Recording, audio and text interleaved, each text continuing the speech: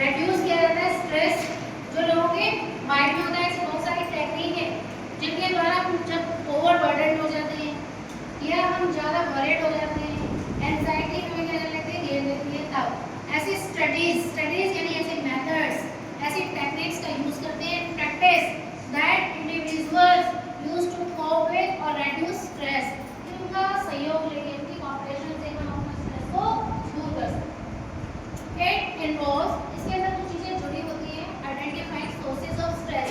सबसे पहले हमें ये पता लगाना होता है कि किस वजह से हो रहा है, ऐसे कौन से रीजंस हैं जो हमारे स्ट्रेस को बढ़ा रहे हैं। Understanding how stress affects your body, ये भी चीज़ हमें समझने की जरूरत है कि ये जो स्ट्रेस है हमारी बॉडी पर कैसे इफेक्ट कर रहे हैं, कैसे हमें प्रभावित कर रहे हैं, एंड माइंड, और हमारे दिमाग में कैसे डिस्टर्बेंस क्रिएट कर रहे हैं। एंड इम्प्लीमेंटिंग होता है और उसको कैसे हम पूरा करें, इम्प्लीमेंट करें, ठीक है, एग्जीक्यूट करें में लागू। हेल्थी वेज, उन सही रास्तों का इस्तेमाल करें, ठीक है। हेल्थी वेज होता है यानी जो चीज़ें क्या कर सके, हमें हैप्पी कर सके और हमारे माइंड से स्ट्रेस को दूर कर सके। टू हैंडल और मिनिमाइज स्ट्रेस, ताकि हम अपने स्ट्रेस को बहुत बहुत कम कर सकें।